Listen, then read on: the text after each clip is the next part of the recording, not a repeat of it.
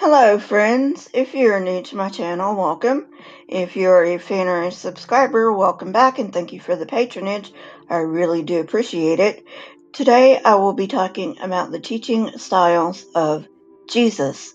This is part of the series, Did Jesus Exist? Whether or not he really did exist, his teaching styles he purportedly used did. My stance as of right now on the historicity of Jesus is that he did not exist, at least in the way Christians think. There were a lot of Messiah figures in the first century, and I believe that Jesus is a composite of these figures, minus the miracles, of course. This teaching style generally consisted of a brief statement followed by a biting remark. It seems that Jesus was using this style in the story of the Syrophoenician woman. When the woman asks Jesus to cast out a demon from her daughter, he responds,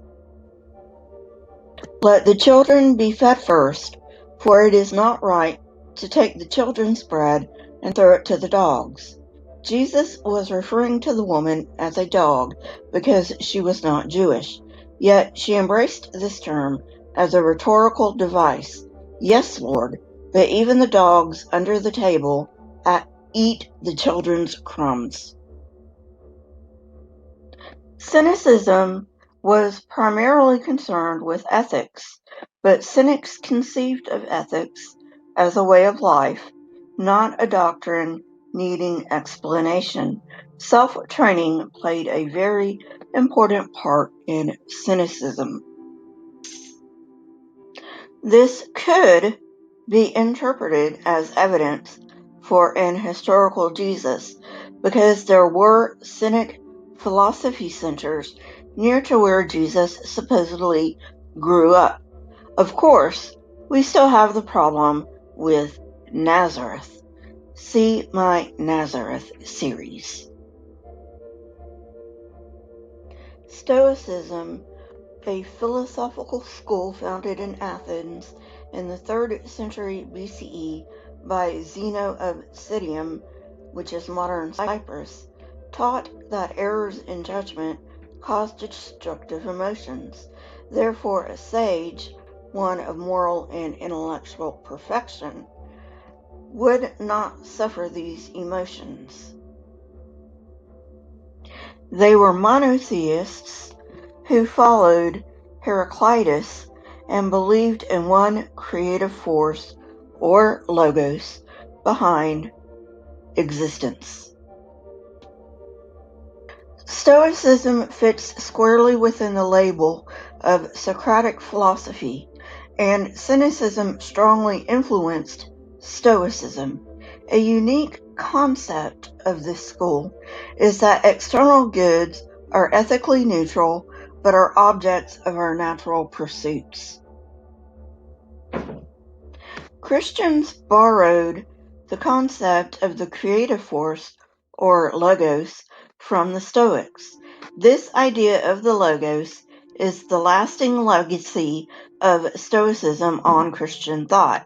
Christians just replaced the concept of the materialist logos in Stoicism with Jesus.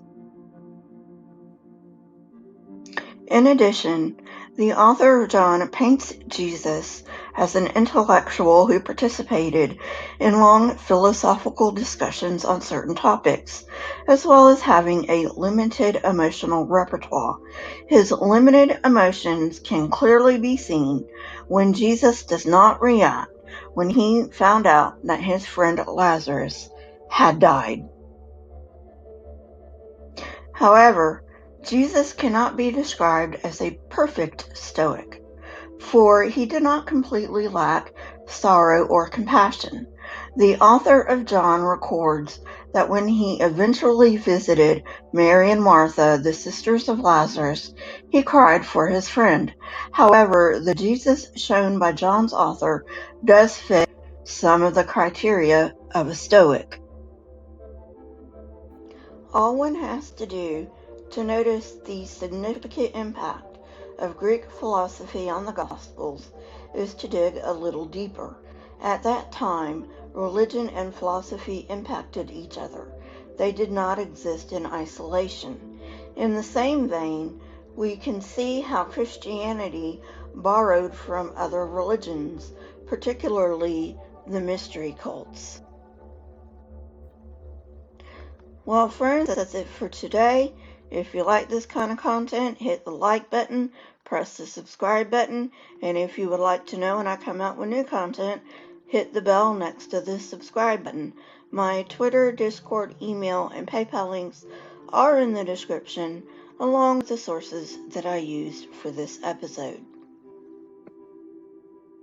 If you like what you see and you would like to support this channel, you may do so on my PayPal link. Question everything and never be afraid. Remember, an unexamined life is not worth living. Here are a few videos from my library. If you have not watched them yet, go ahead and watch them and tell me what you think. Until next time, friends, goodbye.